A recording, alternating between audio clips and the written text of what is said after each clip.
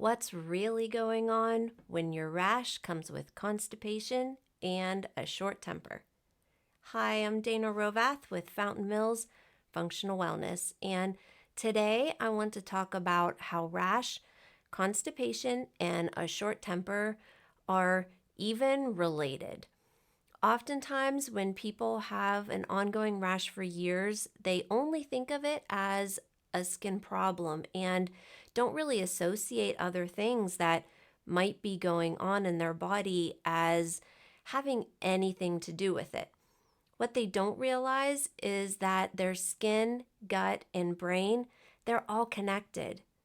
And if your gut isn't happy, then your skin and your brain won't be either. I believe that when you have skin issues, you should pay attention to constipation, gas, bloating, reflux, and diarrhea. Today, I want to focus on constipation. Ideally, we want to have at least one bowel movement a day. If we don't, that leads to constipation, and the medical definition of that is 3 or less bowel movements per week. And in my opinion, that just isn't enough.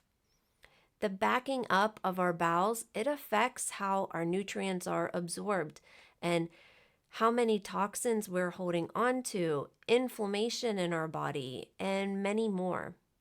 But not only does constipation affect our gut, but also our skin, causing rashes like psoriasis and eczema or acne. And to keep it simple, this happens from the buildup of toxins in our system that haven't been eliminated properly, plus the imbalances in our microbiome, otherwise known as dysbiosis, and changes to our hormonal pathways. Our brain and nervous system are also affected, causing mood changes, grumpiness, fatigue, and brain fog. This can be why you're more snappy and short-tempered. Additionally, our gut houses part of the nervous system, the enteric nervous system, as well as a large part of our immune system. And these are two of the ways that the state of the gut's health contributes to the nervous system and brain's health. What can be contributing to constipation? When we have dysbiosis, meaning the wrong kind or the wrong amount of good versus bad microbes like bacteria in our gut, or when we have food intolerances, those intolerances and imbalances, they cause inflammation, which contributes to constipation even further. Magnesium deficiency and dehydration are other causes of constipation. There are medical issues that can make people more prone to constipation, like diabetes, hypothyroidism, SIBO, which means small intestinal bacterial overgrowth, adrenal dysfunction, hormone changes, especially with progesterone, that when it's increased in pregnancy, for example, and other nervous system disorders can contribute as well. Medications can be an issue. Some examples of things that can contribute to constipation are vitamin D, statins for cholesterol, opiates for pain, antihistamines for allergies, calcium channel blockers for blood pressure, SSRIs that are commonly used for depression, iron supplements, and progesterone for menopausal symptoms. And we definitely can't forget stress as a cause. That's a big one. So what can you do to help now that you know that all these seemingly unrelated things are actually connected?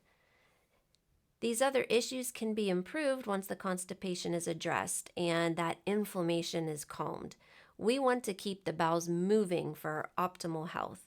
If constipation is an issue for you, there are some simple things you can try rather than just taking laxatives or stool softeners. But sometimes people need to also just check in with their medical providers. But the following are steps you can take to move you in the right direction.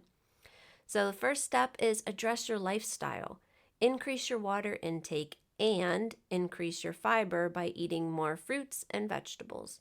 Prunes are a great choice, but when increasing fiber, you need water to help get the benefits. Adding healthy fats to your diet, like omega-3s from salmon or cooking with olive oil, are also helpful. Avoiding dairy, as that slows the transit time.